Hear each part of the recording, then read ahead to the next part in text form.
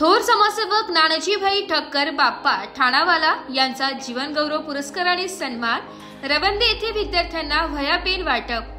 अहिल्यानगर जिल्ह्यातील रवंदे येथे थोर समाजसेवक, शिक्षण महर्षी व दानशूर व्यक्तिमत्व विकास महापुरुष श्री नानाजीभाई ठक्कर बाप्पा ठाणावाला यांना महाराष्ट्र शासनाने जीवन गौरव पुरस्कार देऊन सन्मानित केले। या आनंददायी प्रसंगी रवंदे येथील जिल्हा परिषदेच्या प्राथमिक शाळेत विशेष कार्यक्रम आयोजित करण्यात आला।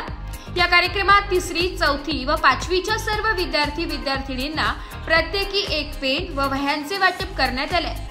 या वाटप सोहळ्यास रवंदे गावचे माजी सरपंच श्री शांताराम अण्णा कदम, समाजभूषण व नेपाळ सरकारचे नोबेल पुरस्कार विजेते तसेच L&T चे संचालक व महाराष्ट्र राज्य मराठी पत्रकार परिषदेचे राज्य संघटक श्री तान्हाजी मामा लामखडे रवंदेकर, श्री भाऊसाहेब पाटील कदम, आबासाहेब लामखडे, दत्तात्रय गायतडकर, विष्णू सोपान मढवई, देवरे साहेब उपस्थित होते।